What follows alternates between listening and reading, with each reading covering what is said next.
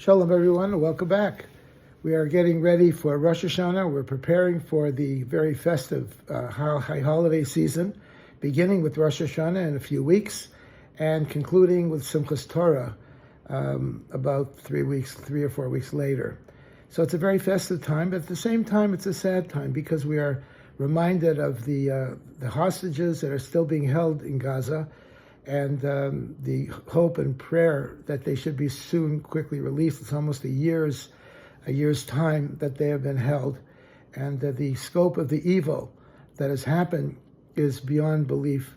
We have not seen an evil like this since the time of the Holocaust, certainly. We hope and pray for their quick release and for this war to finish and for the wicked Hamas to be destroyed completely and to totally surrender, and for Gaza to be returned back to a safe and a prosperous place where Jews as well as Arabs can feel comfortable living there and working there.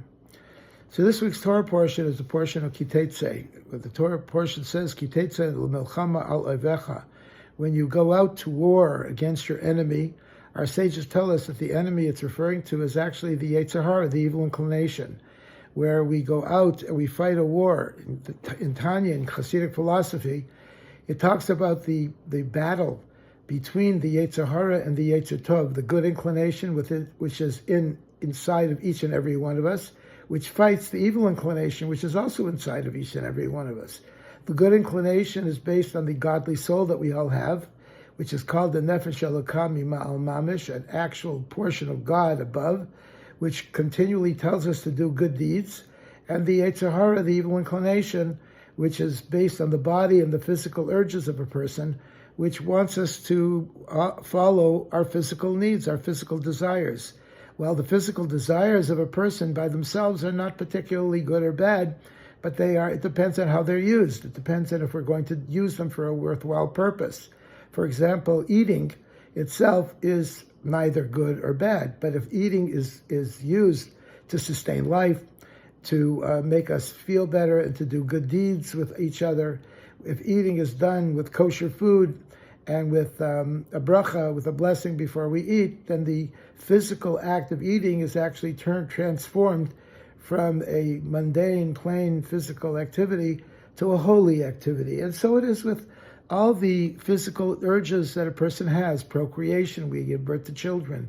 Sleep gives us strength to continue the next day, and so forth. Work gives us the ability to provide for our families and give tzedakah, give charity to others.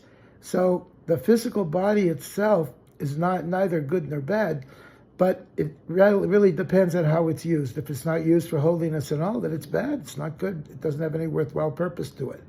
But on the other hand, if the physical body is raised up to holiness, then it becomes indeed a holy thing.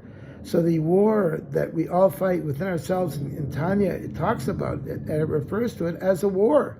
It's an actual war that the two urges within ourselves, the good inclination and the evil inclination, are continually fighting with each other over the body, which is called a small city, and hopefully the good inclination will prevail.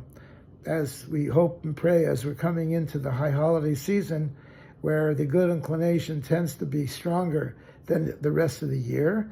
We spend more time in services and prayer with family and in teshuvah, in repentance, and this really gives us strength for the rest of the year to make it a good and a sweet year and a holy year for all of us.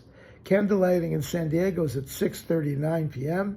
Keep in mind that high holiday services are held at Chabads all over the world, including our own Chabad in University City. No tickets are required at any Chabad house. You are all welcome. Everyone is welcome to join us and participate. We provide prayer books, yarmulkes, talesim, everything you need. We have it all. And we welcome your participation. We would like a reservation, though. If you can make a reservation, that would be great. Give us a call and make a reservation. There will be security at all Chabad houses to make sure that it's safe. It's a safe environment. We have an armed security guard as well, and many other safeguards to protect our parishioners, people who are coming, so you can feel comfortable that it will be a safe environment. We want to wish you all a good and a happy and a healthy year. May you be written and inscribed for a good year. Shalom.